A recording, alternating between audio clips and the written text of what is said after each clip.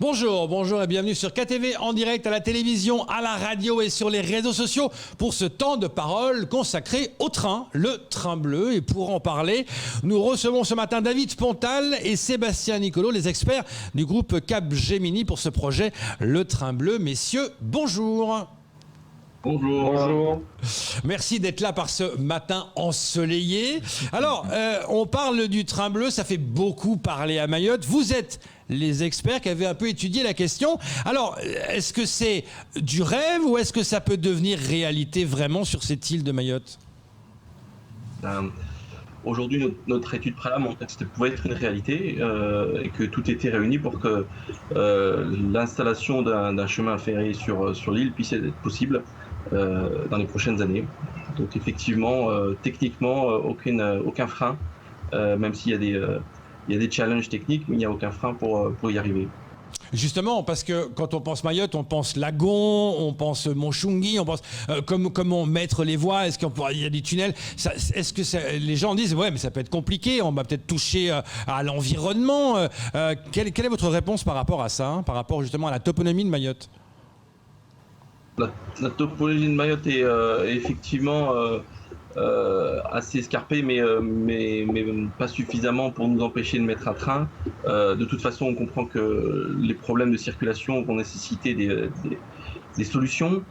Et en termes d'environnement, vous en parliez, l'installation d'un train est probablement la solution qui impactera le moins l'environnement de l'île. Camar. Alors justement, messieurs, la question est pour vous deux. Dans cette étude de faisabilité, vous avez aussi vos partenaires, notamment le BRGM.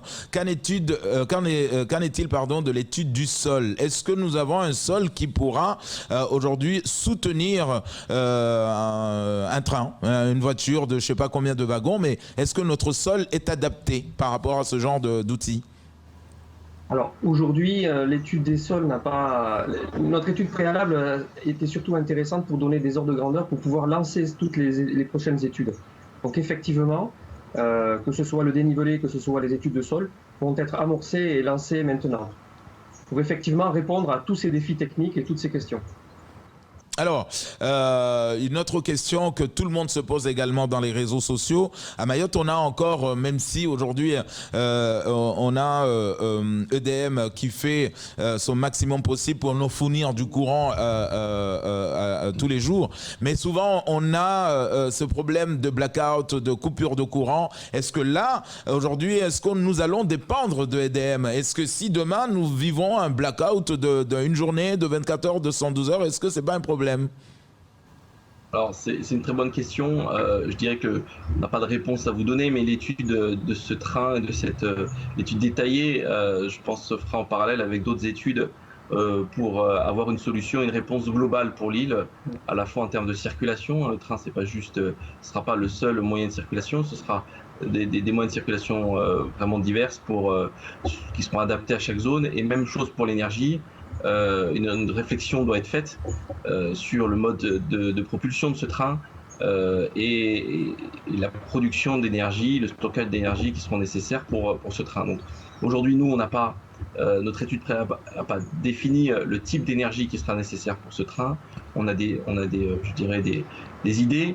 On en a discuté avec le conseil départemental, mais il n'y a aucune décision qui est prise à l'heure actuelle. Et de toute façon, toutes les décisions devront être prises de façon vraiment globale avec l'ensemble des contraintes et des écosystèmes énergétiques, sociétal, le flux de circulation et l'ensemble des flux qu'il y a sur l'île pour avoir un système qui est robuste dans l'avenir.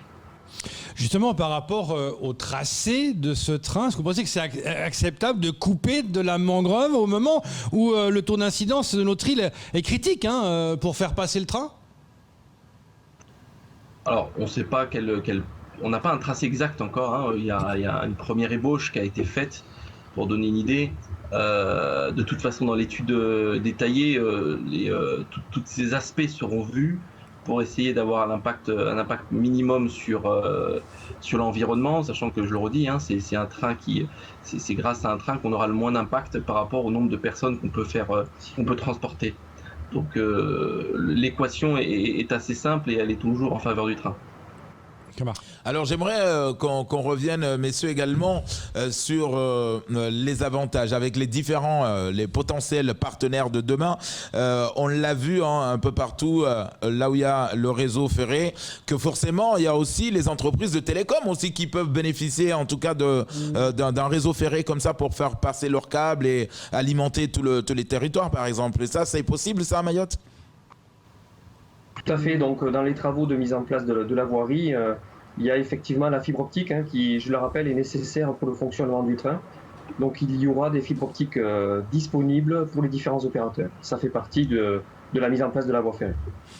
La question également que tous les Mahorais se posent, nos amis, c'est aussi la rentabilité. Est-ce que finalement aujourd'hui avec un territoire, un jeune département qui se développe avec tout le monde qui veut avoir son véhicule, est-ce que finalement tout le monde va pouvoir prendre le train ou va devoir prendre le train? Est-ce que ça sera rentable pour le département?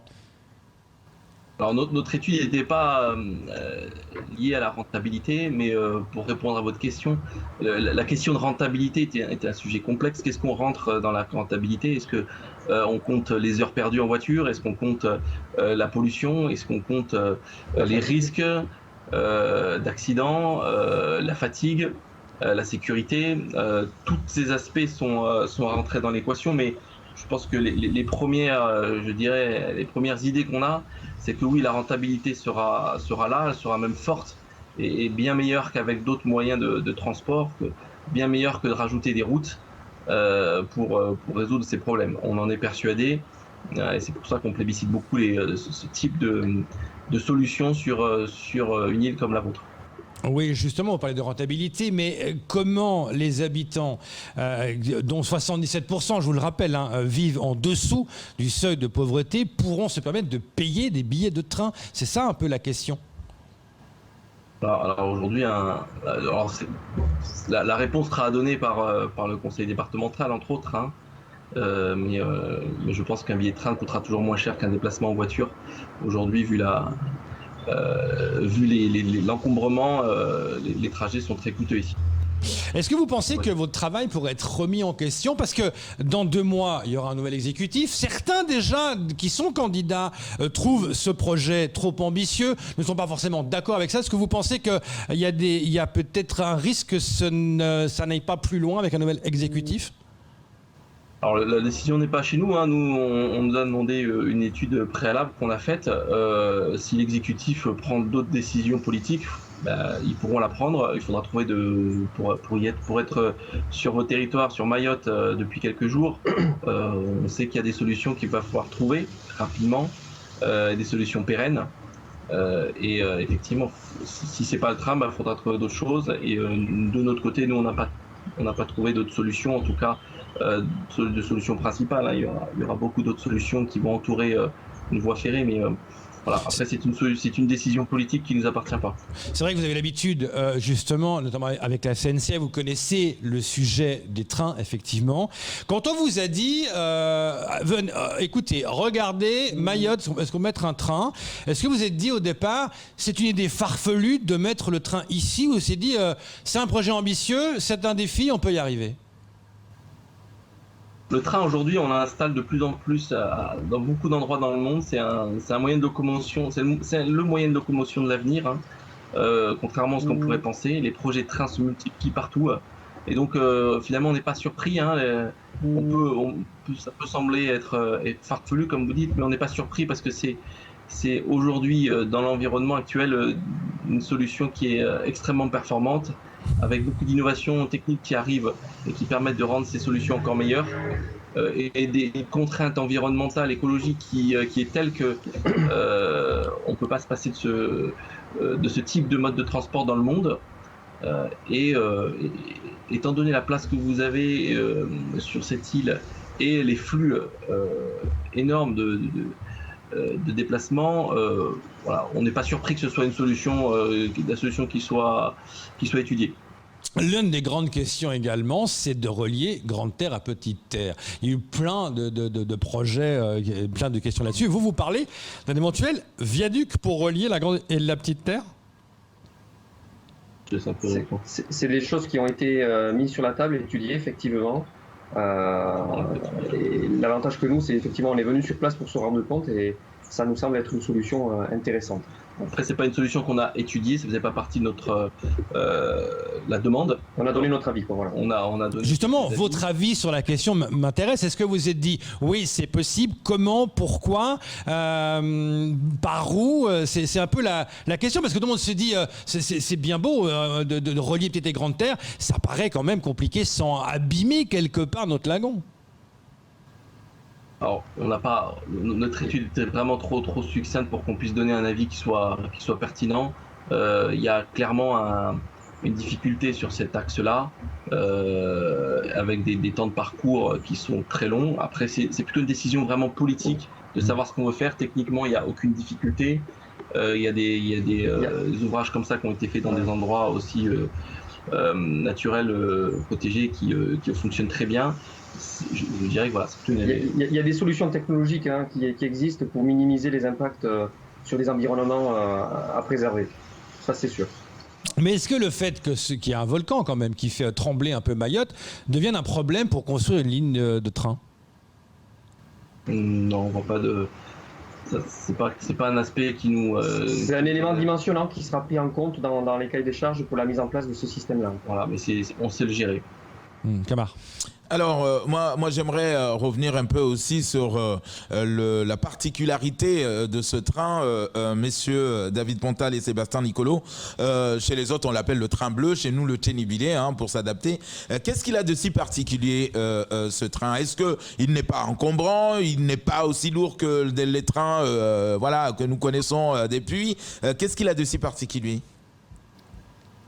C'est une très bonne question. On ne sait pas encore techniquement comment il sera. On a encore toute l'étude qui va le définir et toutes les nouvelles technologies qui arrivent qui pourront justement le rendre particulier par rapport à ce qu'on connaît aujourd'hui. On sait qu'il y a une vraie volonté de transporter du fret et des passagers. Donc forcément, ça va apporter un certain nombre de contraintes et d'opportunités. Mais voilà, donc le travail sera ensuite de définir comment est ce train, jusqu'où on veut aller, et suivant les contraintes techniques qu'il y a, il aura ses propres caractéristiques et peut-être des innovations qui pourront être rajoutées à ce train au fur et à mesure qu'on connaît bien et on connaît mieux les contraintes qui seront sur ce. Une question d'un auditeur qui se pose la question, est-ce que donc le train ne va pas toucher le littoral, mais le tracé sera en pleine terre et donc pas sur le littoral? Alors encore une fois, le tracé n'est pas définitif, il n'est pas fait. Tout ce qu'on peut vous dire, c'est qu'aujourd'hui il existe un modèle virtuel de l'île et donc tous les tracés et toutes les spécificités seront prises en compte et mises en place dans ce modèle-là pour définir effectivement le meilleur compromis possible. Mais pour vous, est-ce que c'est plus simple, plus facile de créer ce train sur le littoral ou de toucher la pleine terre? Qu'est-ce qui est le plus faisable? On ne peut pas répondre à cette question, c'est une équation qui est différente à chaque endroit de l'île, à chaque contrainte topographique, à chaque contrainte sociale. Où est-ce qu'on voudra mettre, où est-ce que le département voudra mettre les gares et tous les autres moyens de transport auxquels il va être connecté. Et c'est là qu'il pourrait décider, est-ce qu'on se rapproche du littoral, est-ce qu'on rentre un peu plus en terre. L'objectif de chacun, c'est de minimiser, je dirais, son impact environnemental, et quand on entend environnemental, on pense à beaucoup d'aspects. Donc c'est des choses qui seront affinées, et on l'a dit, on a tous les éléments aujourd'hui, une cartographie 3D de l'île parfaite qui permettront de vraiment étudier finement chaque solution, et après aux politiques et de choisir la solution qui semble être la plus pertinente pour l'île, pour ses habitants, pour tous ceux qui utiliseront le train pour se rendre au travail, pour aller à Mamoudzou, pour aller dans le sud ou dans le nord. Alors, messieurs, le département se projette en tout cas pour 10 ans. Est-ce que ça voudrait dire, vous qui êtes en tout cas expert en la matière, qu'il faudrait que Mayotte se prépare aujourd'hui? Là, je parle de formation. On a besoin d'ouvriers, d'agents, on a besoin de conducteurs, on a besoin de contrôleurs. Est-ce que c'est maintenant que pendant même l'étude de faisabilité, on doit commencer à former? Du moins y réfléchir et à lancer les choses. Oui, tout à fait. Comme on le disait David tout à l'heure, c'est lancer le tout ensemble. Il faut aussi saisir l'opportunité de ce développement-là pour faire monter tout ça en puissance. C'est quelque chose qui va arriver rapidement. C'est une question qui est revenue très souvent, qu'on a beaucoup posée, et je la trouve particulièrement pertinente. On y voit beaucoup d'opportunités pour Mayotte, pour les Mahorais, avec effectivement beaucoup d'emplois qualifiés et tout type d'emplois qui vont arriver. Et donc la formation va devoir être mise en place et c'est un aspect très important. Donc on a beaucoup de choses auxquelles il faut réfléchir pour bien cibler les bonnes formations le plus tôt possible. On parle de coûts, il y a une question d'un auditeur, hein, combien va coûter les études à votre avis? On parlait avant de moins d'1 milliard, là on parle d'1 milliard, 1,7 milliard, sans parler du prix du viaduc. C'est des chiffres qui peuvent donner le vertige. Oui, c'est des chiffres qui peuvent. Mais je dirais que quand on prend en compte tous les aspects coûts du transport actuel, finalement, les uns avec les autres, si on rajoute à ça les heures perdues dans le transport et tout ce que cela induit, le coût ne semble pas énorme. Simplement, il est concentré sur un seul projet, sur ce projet-là, et on a l'impression que c'est beaucoup, c'est pas tant que ça. On rappelle que le tracé, on avait déjà reçu en février une première ébauche de ce tracé fait en 6 phases, hein, qui fait vraiment tout le contour de l'île, avec la dernière phase qui rejoindrait la Petite et la Grande Terre. Ça fait beaucoup parler, et c'est vrai que l'argument premier qui est mis en avant, c'est le gain de temps. Par exemple, si je pars de Longoni et que je vais à Mamoudzou avec le train, ça prendra combien de temps? On l'a affiché à 21 minutes. Ouais. 21 minutes. 21 minutes. Ouais. Ouais. Alors, messieurs David et Sébastien, vous êtes donc des experts, je reviens encore. Pour faire ça, mener ces études à bon escient, est-ce que ça veut dire que votre groupe aujourd'hui va devoir être sur le territoire pérennement, rester là, faire les études, étudier le terrain avec vos différents partenaires, ou une fois qu'on a eu les éléments, on est dans son bureau parisien et on arrivera à nous sortir cette étude? Non, il est évident que le groupe qui sera en charge de faire ces études devra être sur place, au moins avoir une équipe sur place. On en parlait avec le département. Étant venu quelques jours sur place, on sent que vraiment il y a un vrai besoin et de cette interaction avec les personnes de l'île, les habitants de l'île, avec les autorités de l'île.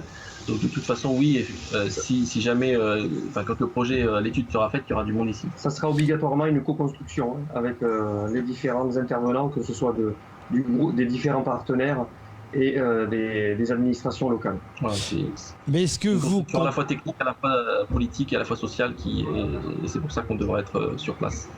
Mais est-ce que, messieurs, vous comprenez le doute de beaucoup d'habitants de Mayotte qui, depuis les réseaux sociaux, parlent quelque part en se moquant de ce projet? Oui, je ne peux pas venir ce matin parce que j'ai raté le train à Sada, donc ils baissaient la tête, ça va caillasser le train à Kungu. Il y a beaucoup de commentaires comme ça. Est-ce que vous comprenez tous ces commentaires qui affluent sur les réseaux sociaux par rapport à ce train?